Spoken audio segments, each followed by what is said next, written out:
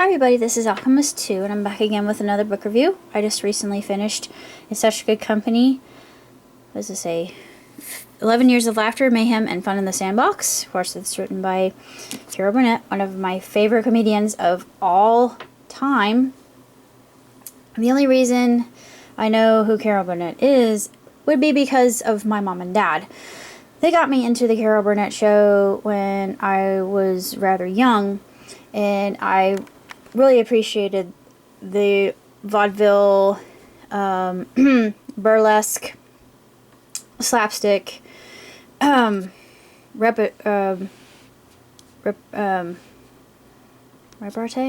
Not repartee, but, would it be shtick? Yeah, the shtick that they did. And it was, it was actually really, ingenious stuff, and just so creative and different. And this was in the golden era of what was known as the variety. This is when variety shows were actually good. For Saturday Night Live, when Saturday Night Live was actually worth watching. So this preceded, well, I don't know if you could say Carson was the first real talk show where you would have people come and be interviewed by the host, and it would be filmed in front of a live audience. I'm not sure how common that was, because she actually invented the Q&A, which, congrats, kudos to you, Carol. But I love her. Her skits are just classic. I mean, there's no other way to say it. They're funny, and no matter how many times I've seen them, I laugh still to this day. And as a person who is very particular about her comedy, that's saying something. And it's just, with comedy, timing is everything, and it's very difficult to actually do that. Oh, I unplugged my compy. Oh well, I have to come back to my computer in a minute. Anyways, it is a woefully short book, but there are a lot of photographs. Here she has her first Q&A there. It's a really nice shot of her. And talks about the different guests that she had: Vicki Lawrence, Harvey Korman, Tim Conway, Lyle, and Lucille Ball, Sammy Davis Jr., oh, Charwoman. Yeah, Charwoman, she never really had a name for her. That came out of Carol's own mind, and I am really impressed with that. Just that brain. So unbelievable and fantastic and innovative, and just chock full of ideas that we had never seen or heard of before, especially Tim Conway. Tim Conway had this manic genius about him, and he was so spontaneous and never knew where he was going to go. And of course there was a skit that she got him for the elephant skit in Mama's Family. She actually got revenge on him in a pigeon lady skit, which was delicious and much deserved. And the audience they found it just absolutely hysterical. And she talks about the bloopers that occurred, and of course it's a live show, so people make mistakes and people are only human. And talks about how Harvey Korman actually got fired. Yeah, it leads up to that, and I always thought that was probably a good, I hate to say this, sorry, but it was a good idea on her part. This is one of those things. It was for professional reasons, and things occur, and sometimes you just have to put your foot down and be assertive and be kind yet firm, and show somebody the door in the most polite way you know how. She talks about the show's run. She talks about all the different acts that they had, all the talent. My gosh.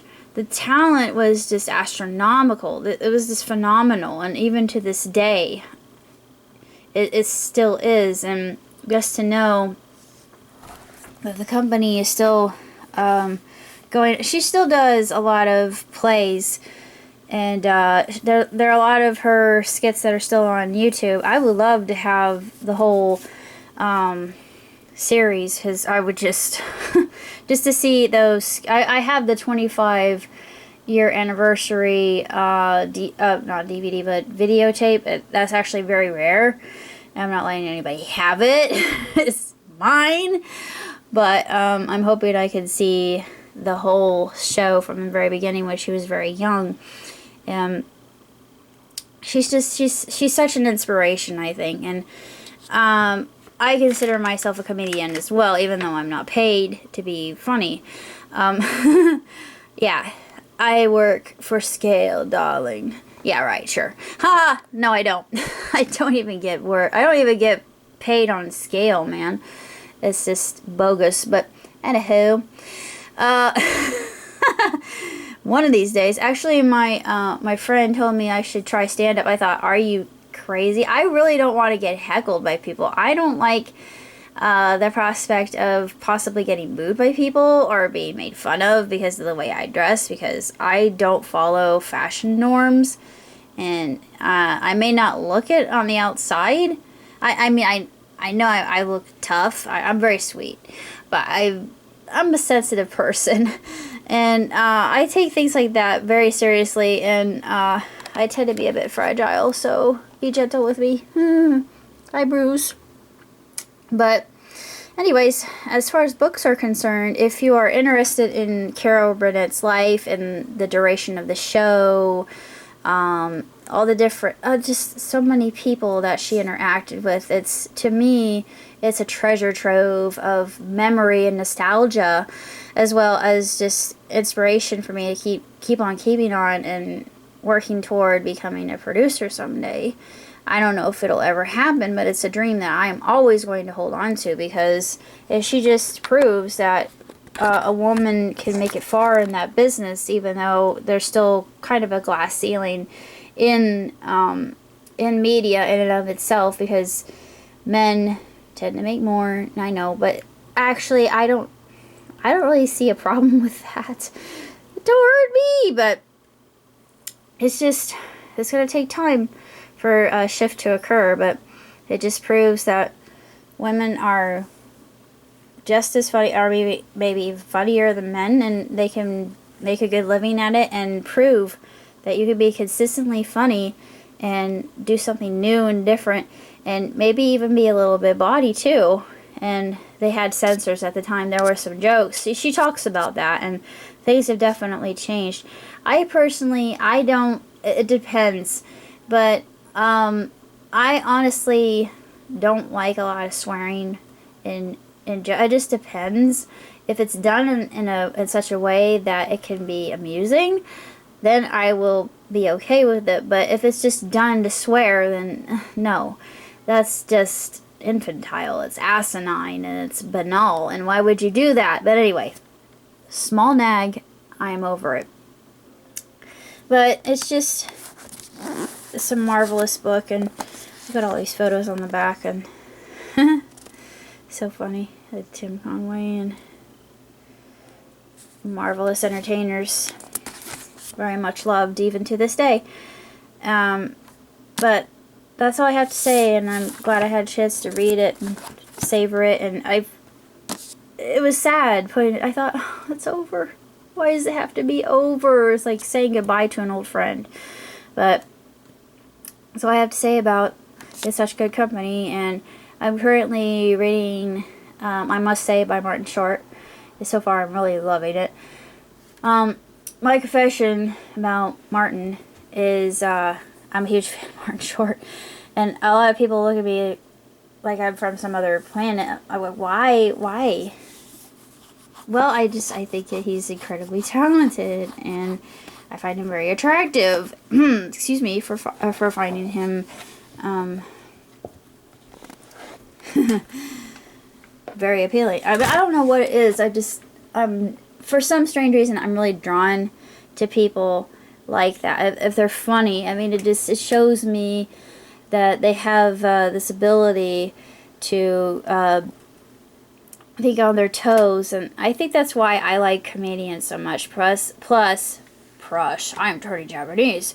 Plus, I resonate with the comedian due to the fact that a lot of comedians, she wasn't one of them. She actually had a very well-rounded beginning, and a lot of comedians come from a background that's really sad, like Jim Carrey did. Martin Short certainly did. Later on in his life, Martin Short certainly did. I'll get to that when I do the review as soon as I finish the book. But Adam Sandler did. Rob Schneider did. I don't know if Russell Peters did. I'm not sure if Gabriel Iglesias did. I know a lot of them did. A lot of them do, I should say. And it just... Yeah, I could say that my childhood sucked. I mean, not at home. At school, confession time. Here we go. When I was going through elementary school and junior high and high school, that entirety of my existence was existence. It was not life. It was just hell on earth. I got tripped when I was in elementary school by some idiot girl, and I hit my head really hard, and I thought I was going to die, and I cried, and you know, I was kind of hoping that maybe I would die, but I was so lucky. But you know, I'm still here. I don't think thoughts like that anymore. Those thoughts are beyond me. I know that I'm here for a reason, and for the most part, I think I'm doing a very good job of making people smile and laugh and motivate people and just help them, because I feel like kindness is our greatest asset. And laughter is the best medicine. Maybe I'm being too simplistic, but she actually capitalizes on that, and that's why I love her so much. I feel like she's a surrogate mother figure. And whenever I watched her with my mom, and just hearing my mom laugh, hearing my dad laugh, and it just that whole warm feeling of pure joy and elation, and that to me is what life is. That's love. And that's pretty much all I have to say. And I'm glad that my existence has led me this far to explore and experience all these things. But I have much yet to learn. I am still young. So I'm looking forward to what the future brings. And that's about it. Thank you for watching. And take care of yourself. Have a outstanding holiday. Be blessed. Live long and prosper. Ciao, tutti.